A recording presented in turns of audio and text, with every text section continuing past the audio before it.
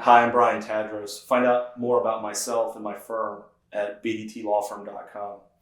We're going to talk today about whether or not you need an attorney in your workers' compensation case in the state of Florida. And the irony is you really don't, and no other lawyer is going to tell you that. But the reality is, depending on the situation of your case, you may or may not need a lawyer. Having said that, you should have a lawyer, and there's a reason for that. Main reason being, you've never been in this situation before. So you don't understand the limitations within the workers' compensation law, the things that you are entitled to and what you're not entitled to. And having a workers' compensation attorney with you that can guide you through that process is vital. It ensures that you get the benefits that you're entitled to, and that if and when you decide to settle your case, you get a fair amount for your settlement. At my firm, I don't get involved in cases if a client doesn't need me or if they don't want me to get involved. I'm not going to force myself on a client. So during our initial free consultation, if it turns out that you're getting everything that you're entitled to and you have no intention of settling your case down the road, there's really no reason for me to get involved.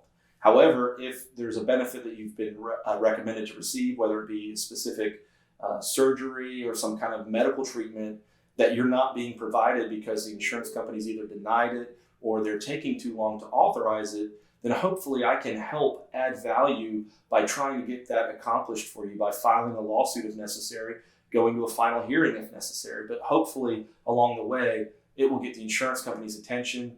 They will provide to you what's been recommended by your doctor, and then you'll benefit from my involvement in your case. If there's nothing being denied, but you intend on settling your case at some point down the road, having me involved is going to be beneficial to you.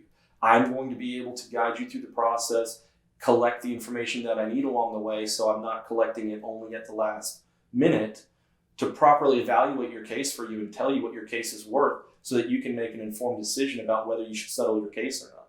Another reason you may need to get an attorney involved is if you have a past medical history involving similar injuries. Those are very complicated situations, and no attorney should make you any kind of promises, certainly not an initial consult, about how that is going to be viewed over the life of your case. But what's important is you need to have somebody involved, and you need to be upfront with them about those prior medical conditions so that they can guide you properly. If I don't have all of the information, I cannot provide you with the best assistance. Just because you have a prior problem doesn't mean that you're not going to be entitled to certain benefits in workers' comp. You may not. It depends on exactly how similar that prior condition was, how long ago it was, has that naturally progressed, or is this a new independent injury? So for instance, if it's a prior back condition, did you have a problem at a certain level in your back and now you have a problem at a different level? Those are all things that are going to develop over the life of your case, but having an attorney involved will help you guide through that process or navigate through that process. But you have to have that lawyer involved for their expertise in dealing with those situations, and you need to be upfront with them about what has happened to you previously. For instance, there's a case that's directly on point that everybody in the industry in the state of Florida knows, Pearson versus Paradise Ford, and essentially it stands for the proposition that a prior on-the-job accident cannot create a pre-existing condition. One particular way you can try and get around that if you're the insurance company, and that's by establishing that the reality is the prior accident has nothing to do with the current symptoms. In other words, it's 0% responsible for your current condition. But as long as that prior condition is even 1% responsible, they're not allowed to say, we're not going to cover your new or current injuries because of the fact that you had a prior on-the-job injury. And that's black and white case law that everybody is currently familiar with.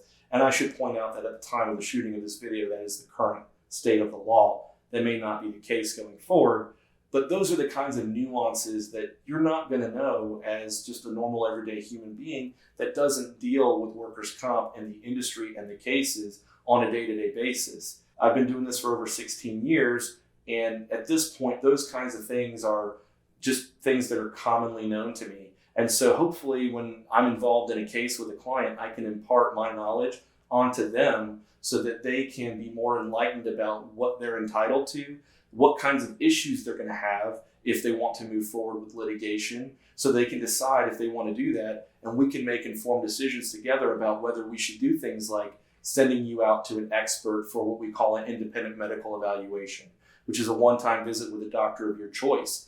If you're being denied a benefit, for instance, a surgery, and it's based on something like causation, where they're saying you had a pre-existing condition, and the reason that you need the current surgery is not because of your on-the-job accident, it's a pre-existing condition.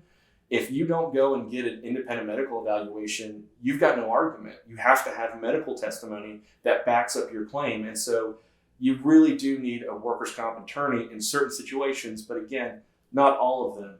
At our firm, we pride ourselves on not forcing ourselves on clients.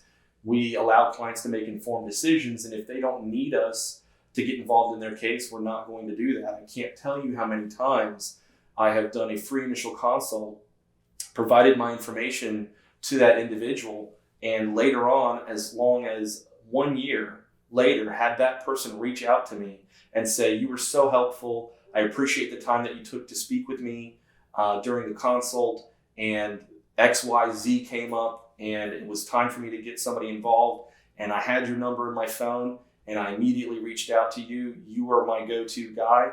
And I can't tell you how wonderful that feels as an attorney to know that I am able to provide some people in a difficult time with some peace of mind, to know that they have somebody there to guide them through such a difficult position in their life.